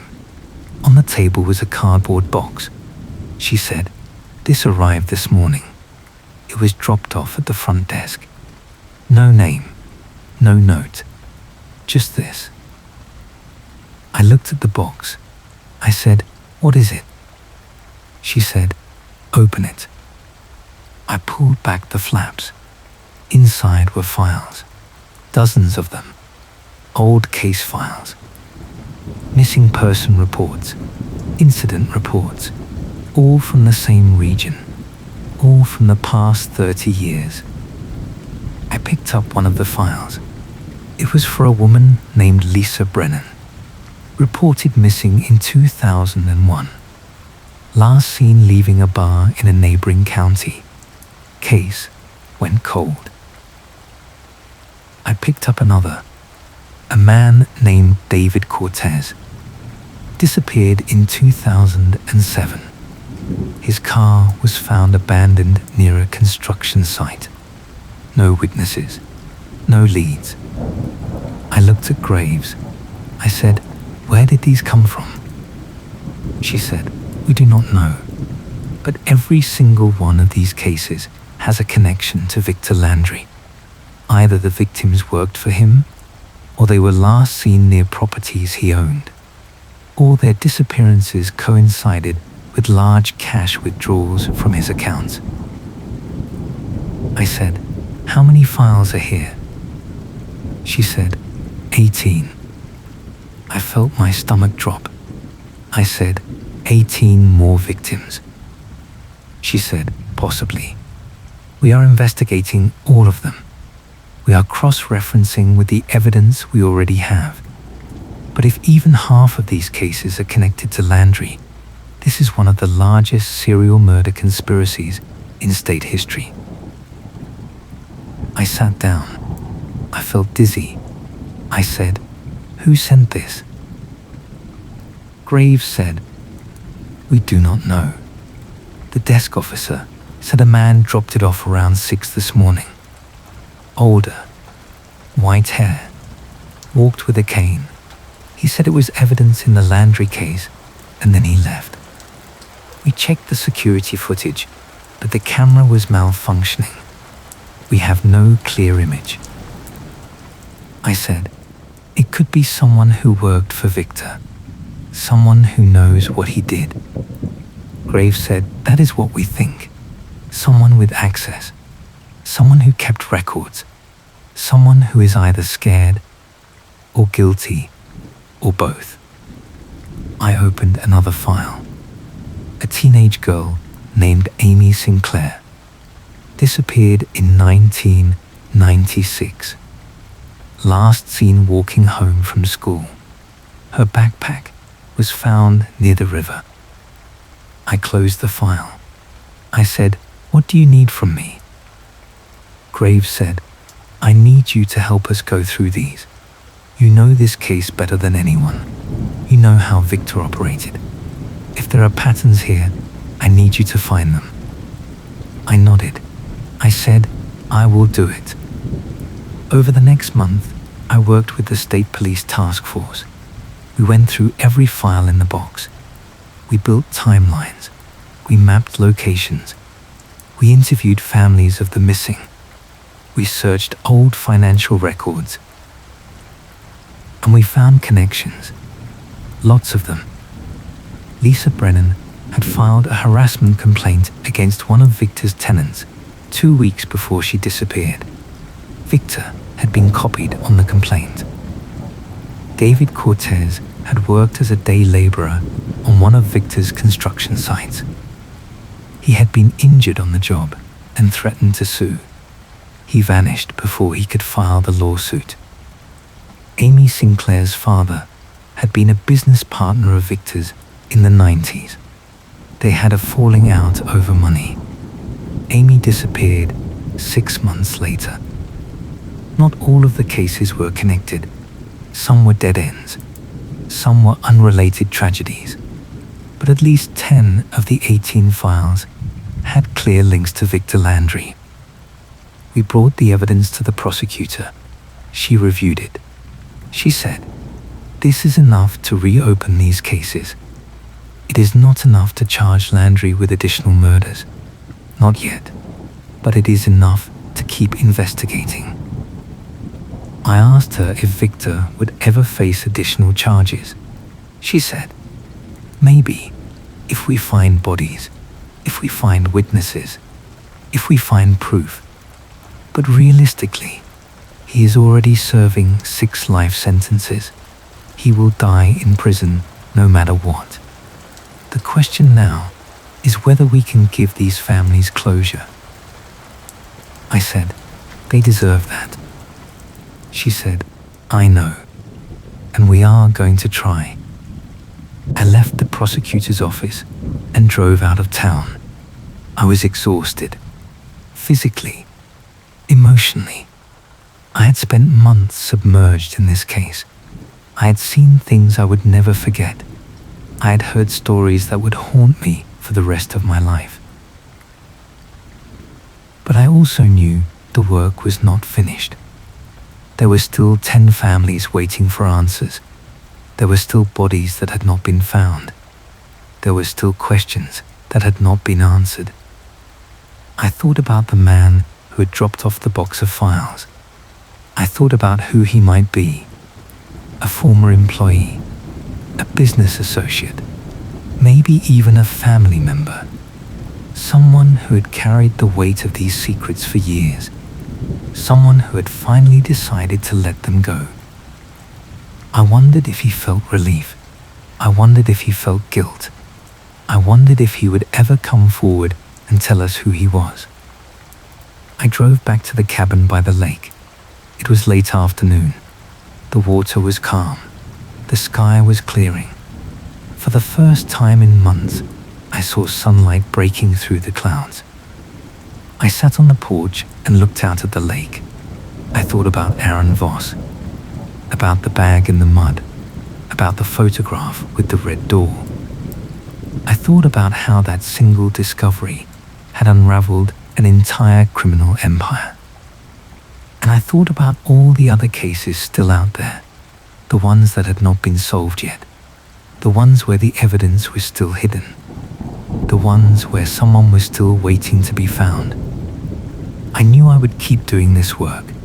I knew I would keep asking the questions no one else wanted to ask, because if I did not, who would?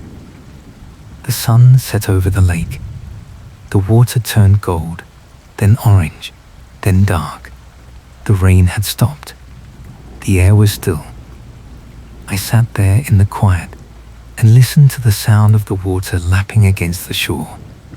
And for the first time in a long time, I felt something close to peace. Not because the case was over. It would never really be over. There would always be more questions, more victims, more families waiting for answers. But because I knew I had done everything I could, I had found the truth. I had brought it into the light. And that was all anyone could ask. 6 months after Victor Landry's final sentencing, I received a phone call from Monica Aldrin. I had not spoken to her since the trial ended. She had taken a leave of absence from the sheriff's department. The stress of the case, the scrutiny, the realization of how much had been missed, it had all taken a toll. She said, "I need to talk to you. Can you meet me?" I said, "Where?" She gave me the name of a coffee shop in a town I did not recognize, 40 miles away, neutral ground. I drove there the next morning. The coffee shop was small, tucked into a strip mall between a laundromat and a tax office. Monica was already there, sitting at a corner table with a cup in front of her. She looked different, thinner. Her hair was longer. She was not wearing a uniform. I sat down across from her. I said, "How are you?" She said, "I quit 2 months ago. I could not do it anymore." I said, "I am sorry." She shook her head. She said, "Do not be. It was the right choice. I spent 20 years in that department. I thought I was doing good work. I thought I was helping people. But I missed everything. I let Victor Landry operate for decades. I let people disappear. I let families suffer. And I did it because I was scared. Because I did not want to make waves. Because I told myself that it was not my job to go after powerful people." I said, "You were not the only one." She said, "That does not make it better. I should have been the one. I had the badge. I had the authority. And I did nothing." She looked down at her coffee. She said, "I have been going through old files. Cases I worked. Cases I closed too quickly. Cases I should have pushed harder on. And I keep finding the same pattern. People who disappeared. People who had conflicts with Victor or his associates. People no one cared about because they were poor or transient or had criminal records. I wrote them off as runaways, as voluntary disappearances. But they were not. They were victims, and I failed them." I said, "What are you going to do now?" She said, "I am going to try to make it right. I have been talking to the families, reopening lines of communication, telling them I am sorry, telling them I should have done more. Most of them do not want to hear it. Some of them told me to go to hell, but a few of them have started talking to me, giving me information, telling me things they did not tell the police at the time, because they did not think anyone would listen. I said, "Have you found anything?" She nodded. She pulled a folder out of her bag and slid it across the table. She said, "I think there is another victim. Someone we missed." I opened the folder. Inside was a missing person report from 2009. A young man named Tyler Hobbs, 24 years old. Last seen leaving a convenience store on the edge of town. His truck was found abandoned 2 days later. No witnesses. No evidence. Case closed after 6 months. I said, "What is the connection to Victor?" Monica said, Tyler was a mechanic. He worked at a garage that serviced Victor's fleet of trucks and equipment. About a month before Tyler disappeared, he filed a complaint with OSHA. He said Victor's company was cutting corners on vehicle maintenance, using cheap parts, skipping safety inspections. He said it was dangerous. OSHA opened an investigation. 2 weeks later, Tyler was gone. I said, "Did anyone look into Victor at the time?" Monica said, "No. I was the lead investigator on Tyler's case. I interviewed his family. I interviewed his employer. But I never connected it to Victor. I never even thought to ask. I assumed Tyler left town because he was in debt, because he had a criminal record for possession, because it was easier to believe he ran away than to believe someone killed him." I said, "Do you think Victor had him killed?" Monica said, "I do not know, but I think we need to find out. I have been going through Victor's financial records from that time period. There are cash withdrawals, large ones, around the same time Tyler disappeared. And there are phone records showing calls between Victor and Dale Carpenter in the days before Tyler vanished." I said, "Have you taken this to the state police?" She said, "Not yet. I wanted to talk to you first. I wanted to know if you think it is worth pursuing." I looked at the file. I looked at Tyler's photograph. He was young. He had a beard and a baseball cap. He was smiling. He looked like someone who should still be alive. I said, "It is worth pursuing. Every case is worth pursuing." Monica nodded. She said, "Will you help me?" I said, "Yes." We spent the next 2 weeks working together. We interviewed Tyler's family. His mother, who still lived in the same house, still kept his room exactly the way he had left it. His younger sister, who told us Tyler had been scared in the weeks before he disappeared. He had told her someone was watching him. He had told her he thought he had made a mistake by filing the OSHA complaint. We talked to his former co-workers at the garage. One of them, a man named Pete Ruiz, told us that Victor Landry had come to the garage personally a few days after Tyler filed the complaint. Pete said Victor had asked to see the maintenance logs. He said Victor had been angry. He said Victor had talked to the owner privately, and after that, the owner told everyone to stop cooperating with OSHA. We pulled the OSHA investigation file. It had been closed 6 months after Tyler disappeared.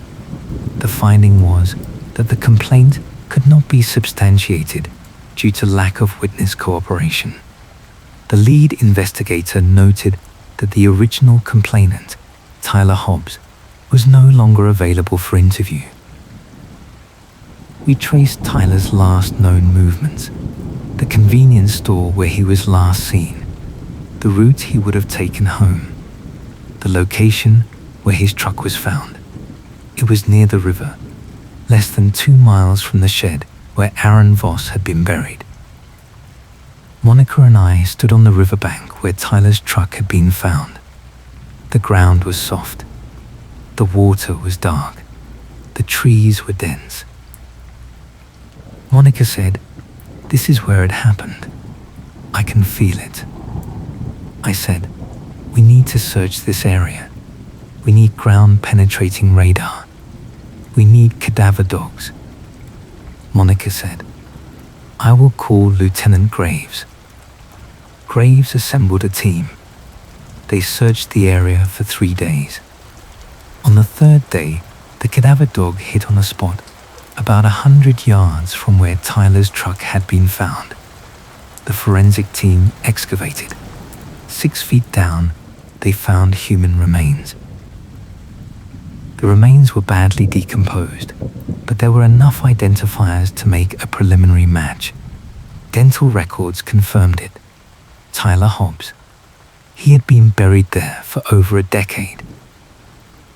The medical examiner determined the cause of death was blunt force trauma to the skull.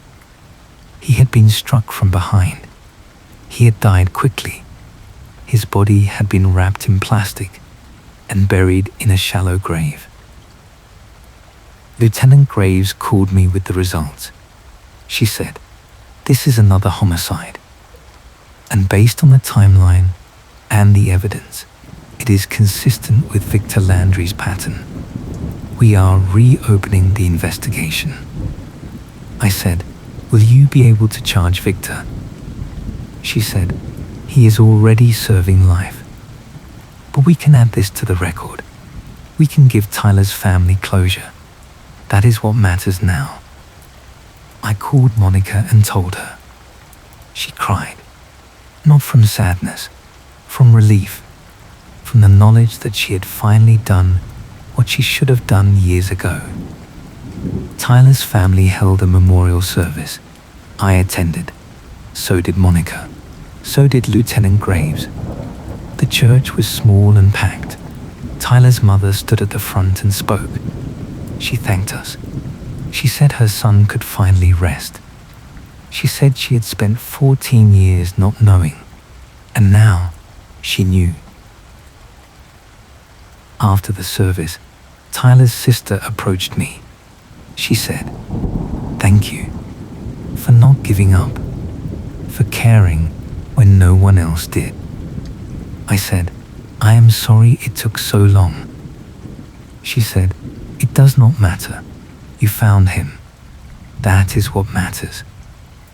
I left the church and walked to my car. The sun was setting. The sky was streaked with red and gold.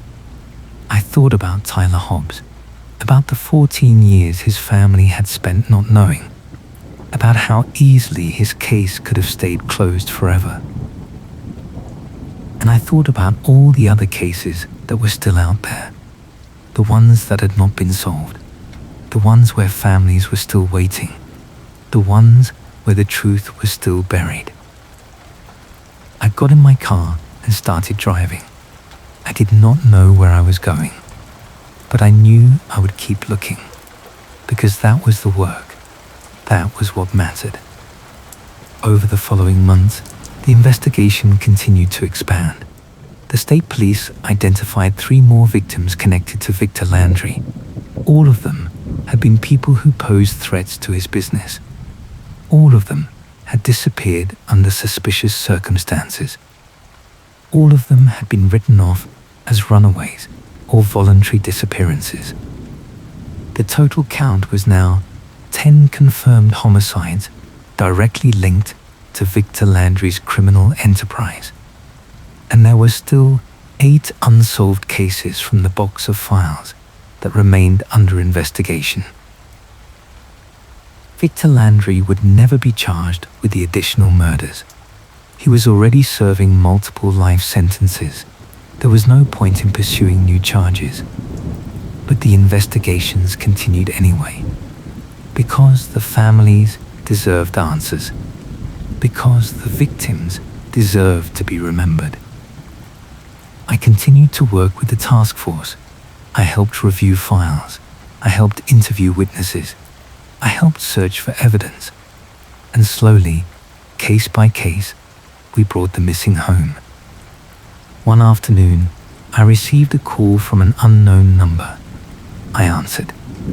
A voice said, "Is this the person who has been investigating Victor Landry?" I said, "Yes. Who is this?" The voice said, "My name is Michael Brennan. Lisa Brennan was my sister. You found her file in the box." I said, "Yes. I remember. I am so sorry for your loss." He said, "I wanted to thank you for not forgetting her, for not letting her case disappear. The police told me they are reopening her investigation. They said they think Victor Landry was involved. They said they might be able to find her." I said, "We are doing everything we can." He was quiet for a moment. Then he said, "I was the one who sent the box." I felt my breath catch. I said, "You sent the files?" He said, "Yes. I worked for Victor for 20 years. I was his accountant. I kept his books. I knew what he was doing. I knew about the payments. I knew about the people who disappeared, and I said nothing. I told myself it was not my business. I told myself I was just doing my job.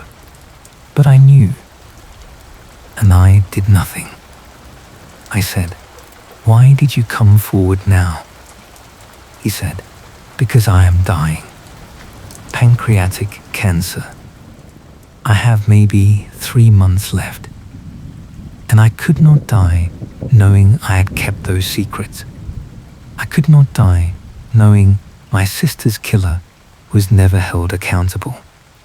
So I gathered everything I had, every file, every record, every piece of evidence I had hidden over the years, and I gave it to you, because I knew you would do something with it." I said, "Why did you not come forward sooner?" He said, "Because I was a coward. I was afraid of Victor. I was afraid of losing my job.